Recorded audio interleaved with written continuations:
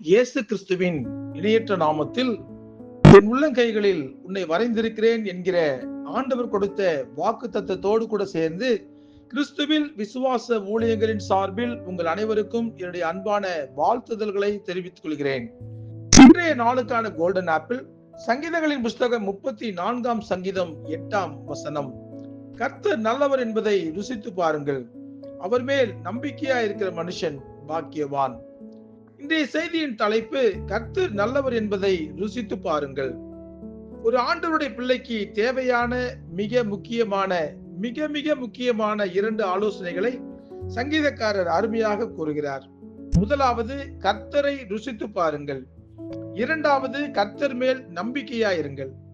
கர்த்தர் நல்லவர் என்பதை எப்படி ருசித்து பார்ப்பது என்பதை பலர் தெரிந்து கொள்ளாததினால்தான் வாழ்க்கையில் கிடைப்பதெல்லாம் கசப்பாகவே பலருக்கு தோன்றுகிறது. இயேசு கிறிஸ்து கானா ஒரு கல்யாணத்துக்கு சென்றிருந்தார். அங்கு திராட்சை ரசம் குறைவுபட்டது. இயேசு கிறிஸ்துவை நோக்கி அந்த பிரச்சனை வந்தபோது அவர் ஒரு அற்புதம் செய்து சாதாரண தண்ணீரை திராட்சை ரசமாக மாற்றினார். அவர் அதை செய்வதற்கு முன்பு திராட்சை ரசம் கிடைக்காதவர்கள் எல்லாம் உண்மையில் கொடுத்து வைத்தவர்கள் தான். ஏனென்றால் ஆண்டவர் அற்புதம் செய்து உருவாக்கின புதிய திராட்சை ரசத்தை ருசித்து பார்த்தவர்கள் எல்லாம் மிகவும் சந்தோஷப்பட்டார்கள். ஏனென்றால் முந்தின ரசத்தை பார்க்கிலும் அது அதிக இனிமை உள்ளதாக இருந்தது என்று வேதவசனம் சொல்லுகிறது. இந்த அற்புதத்துக்கு பிறகு 2 பெரிய மாற்றங்கள் அங்கு நிகழ்ந்தன. முதலாவது, அங்கிருந்த அனைவரும் கர்த்தர் நல்லவர் என்பதை ருசித்து பார்த்தார்கள். ஆண்டவரோடு கூட சென்ற சீஷர்கள் அவரிடத்திலே அதிக விசுவாசம் வைத்தார்கள் என்று பரிசுத்த வேதாகமத்தில் வாசிக்கிறோம். இது நம்முடைய ஆவிக்குரிய வாழ்க்கையில் நமக்கு தேவையான காரியங்களை ஆண்டவரிடமிருந்து கேட்டு பெற்றுக்கொள்ள வேண்டும். உலகம் தருவதை காட்டிலும் உன்னதர் தருவது நம்முடைய வாழ்க்கையில் மிகுந்த மகிழ்ச்சியை தரக்கூடும். ஆண்டவர் தருகின்ற மகிழ்ச்சியை ருசித்து பார்த்தவர்கள் எதையும் ஆண்டவரிடமிருந்து பெற்றுக்கொள்ளாமல் உலகத்திடமிருந்து பெற்றுக்கொள்ள விரும்ப மாட்டார்கள். என்னுடைய உயிருக்கு ஆபத்தான சூழ்நிலைகள் வரும்போதெல்லாம், என்னுடைய இருதயம் துடிக்க மறுக்கும் போதெல்லாம் ஆண்டவரை நோக்கி, ஆண்டவரே உம்முடைய கரத்தை என் இருதயத்தின் மீது வையுங்கள் என்று சொல்லி கெஞ்சுவேன். உடனே ஆண்டவர் மனம் இறங்கி தம்முடைய தழும்புகள் உள்ள கரத்தை என் மேல் வைத்து எனக்கு பூரண ஆரோக்கியத்தை தருவார். இந்த நிமிடம் வரை ஆண்டவர் என்னை காப்பாற்றுவார் என்கிற நம்பிக்கையோடு கூட தான் ஓடிக்கொண்டிருக்கிறேன்.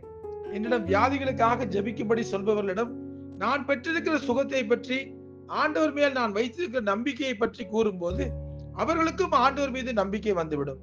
ஆகவே நீங்கள் ஆண்டவரை நேசிக்கிறவர்களாக இருந்தால், ஆண்டவர்கள் வாழ்க்கையில் செய்த நன்மைகளை எல்லாம் ருசித்து பார்த்தவர்களாக இருந்தால் கண்டிப்பாக அதை மற்றவரிடம் சாட்சியாக பகிர்ந்து கொள்ளுங்கள். விசுவாசம் இல்லாதவர்களுக்கு கூட ஆண்டவர் நமக்கு செய்த நன்மைகளை பார்க்கும்போது ஆண்டவரை நோக்கி நம்பிக்கையோடு ஜெபிக்க ஆரம்பித்து விடுவார்கள். நம் ஒவ்வொருவருடைய வாழ்க்கையிலும் கர்த்தர் நல்லவர் என்பதை ருசித்து பார்க்க ஆயிரம் சந்தர்ப்பங்கள் நமக்கு கிடைத்துக் கொண்டேதான் இருக்கின்றன. ஒவ்வொரு நாளும் அவர் நம்முடைய பாவங்களை மன்னிக்கிறார். ஒவ்வொரு நாளும் நம்முடைய சாபங்களை அவர் முறிக்கிறார். ஒவ்வொரு நாளும் நம்முடைய வாழ்க்கையில் அற்புதங்கள் செய்து நம்மை ஜீவனோடு கூட வைத்திருக்கிறார். அவருக்கு ஒப்பானவர்கள் யாரும் கிடையாது. இதை அனுபவபூர்வமாக ருசித்தவர்கள் ஆயிரம் பேரை தேடி போய் அவர் நல்லவர் என்பதை சொல்லுவார்கள், சொல்லிக் கொண்டிருப்பார்கள். சில பொருள்களை வாங்கும் போது, குறிப்பாக பழங்களை வாங்கும் போது, இது நன்றாக இருக்குமா என்கிற சந்தேகம் நம் எல்லோருக்குமே வரும். நம் மனதில் உள்ளதை குறிப்பால் உணர்ந்து கொள்கிற பழம் இருப்பவர் ஒரு பழத்தை எடுத்து நம் கையில் கொடுத்து சாப்பிட்டு பாருங்கள் என்று சொல்லிக் கொடுப்பார். அது நன்றாக இருக்கிறது என்பதை நான் ருசித்து பார்த்து விட்டால் நம்பிக்கையோடு கூட அந்த பழங்களை வாங்குவோம் பாருங்கள். சாதாரண பழத்தின் மீது நம்பிக்கை வைக்கிற நாம் சர்வ வல்லமையுள்ள தேவனிடத்திலே நம்பிக்கை வைக்க வேண்டாமா? தயவு செய்து ஆண்டவர் மீது நம்பிக்கை வையுங்கள். கர்த்தர் நல்லவர் என்பதை ருசித்து பாருங்கள். அவர் மேல் நம்பிக்கை வைக்கும் போது நீங்கள் பாக்கியவான்களாக இருப்பீர்கள். ஜெபிப்போமா? அன்புள்ள ஆண்டவரே, எங்கள் வாழ்க்கையிலே பல சமயங்களிலே, எங்களுக்கு நெருக்கடி வருகிற சமயங்களிலே, சுகவீனங்கள் வருகிற சமயங்களிலே ஆண்டவரே, நாங்கள் உம்மை நோக்கிதான் நாங்கள் பார்க்கிறோம். நீர் எங்கள் வாழ்க்கையிலே எங்களுடைய இயலாமையை பார்த்து நீர் எங்கள் வாழ்க்கையில் நன்மையான காரியங்களை செய்து எங்களை சந்தோஷப்படுத்துகிறீர். அப்பொழுதெல்லாம் நீ நல்லவர் என்பதை நாங்கள் ருசித்து பார்த்து உங்கள் நாமத்தை மகிமைப்படுத்துகிறோம். ஆனால் பல சமயங்களில் நீர் செய்த நன்மைகளை நாங்கள் மறந்து விடுகிறோம்.